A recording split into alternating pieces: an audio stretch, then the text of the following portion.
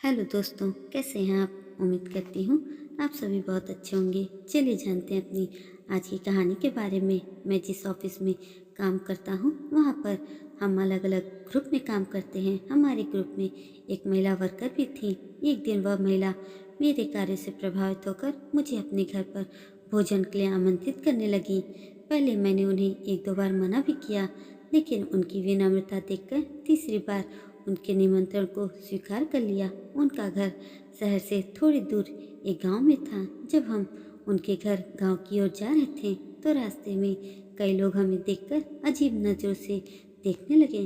तभी एक व्यक्ति मेरे पास आया और धीमे स्वर में उसने मुझसे बोला, आप इस महिला के साथ कैसे और क्यों जा रहे हैं? क्या आपको नहीं पता है यहाँ पर इसे सभी लोग चरित्रहीन कहते हैं? तब मैंने उसकी बात का कोई जवाब नहीं दिया और शांत रहा। जब हम गांव पहुँचे तो यह खबर आग की तरह गांव में फैल गई। फिर थोड़ी देर बाद ही गांव के मुखिया मेरे पास आए और वह भी मुझसे विनती करने लगे कि मैं उस महिला के घर न जाऊं। इस विवाद को बढ़ता देख मैंने सभी से कहा, आप सब शांत हो जाइए।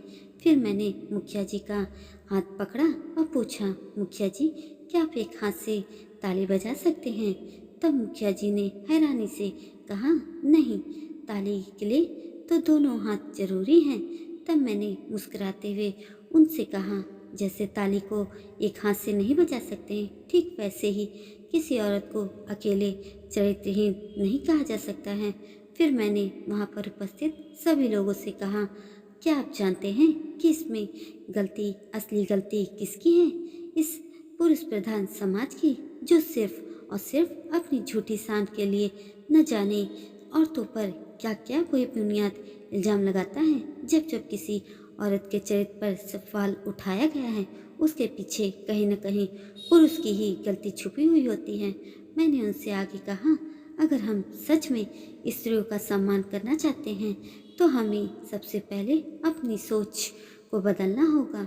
किसी के भी चरित्र पर सवाल उठाने से पहले हमें अपने आप को और अपने समाज को सुधारने की जरूरत है। गांव के सभी लोग मेरी बात सुनकर चुप हो गए। उस दिन के बाद से उस महिला की मेहनत और ईमानदारी को सबने सराहा और उसे फिर कभी भी किसी ने चरित्रहीन नहीं कहा।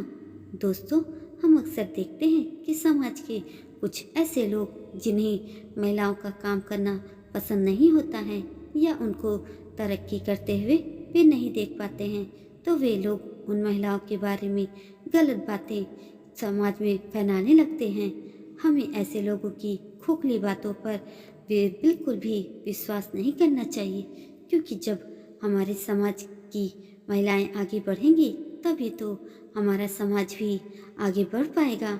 दोस्तों, कहानी पसंद आई हो तो लाइक, शेयर और कमेंट जरूर करिएगा और भी अच्छी अच्छी कहानियों के लिए मेरे चैनल को सब्सक्राइब जरूर कर दीजिएगा। धन्यवाद।